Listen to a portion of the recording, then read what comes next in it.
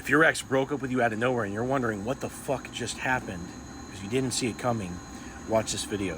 Hey, I'm Coach Benny and I help people get their exes back. And years ago, probably about, I think maybe about 6 years ago, I had an ex that, we moved in after 3 months and she worked the night shift and I was taking care of her kids, cooking dinner, tucking them into bed and all this stuff. And we had a relationship that lasted about a year and a half. Never saw it coming. She broke up with me out of nowhere. And I didn't understand what happened because I could tell there were some things wrong. I could tell that she was kind of distant. She wouldn't really talk with me deeply or have as many connective moments as I had with other people.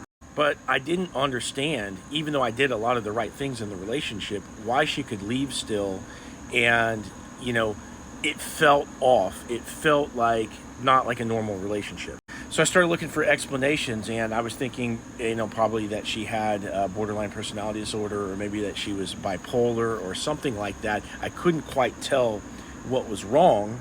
But years later, when I became a dating coach and I got into relationship coaching and helping people get their exes back, which I actually got her back for a little while, I understood about attachment style.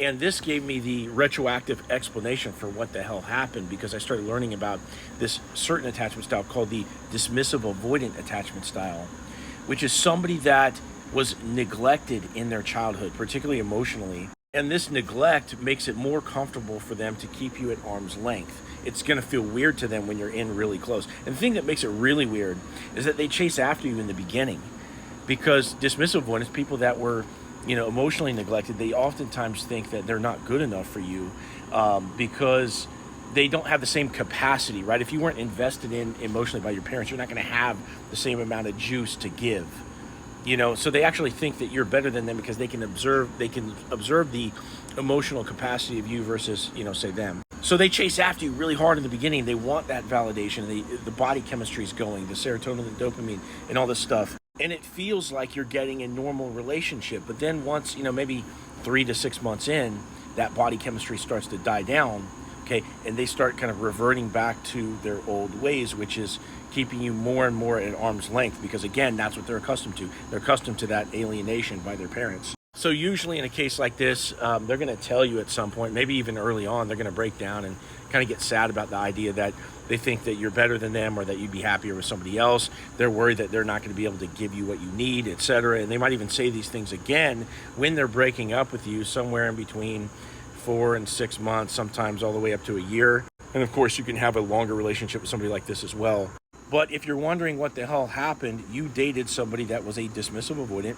You couldn't tell because for the first 6 months, they're just like normal.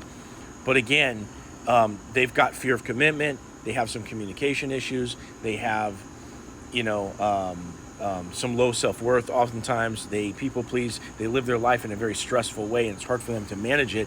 And all this is going to pile up on them, and they're going to want to get away from you just to reduce the stress. Now, to make it worse, when they break up with you, they push you away pretty hard. They're going to, sometimes they'll even be mean about it if they've never been mean before in the relationship, just to ensure that you go away. And this behavior is referred to as a deactivation strategy. And a lot of times it has people wondering, well, was my ex a narcissist?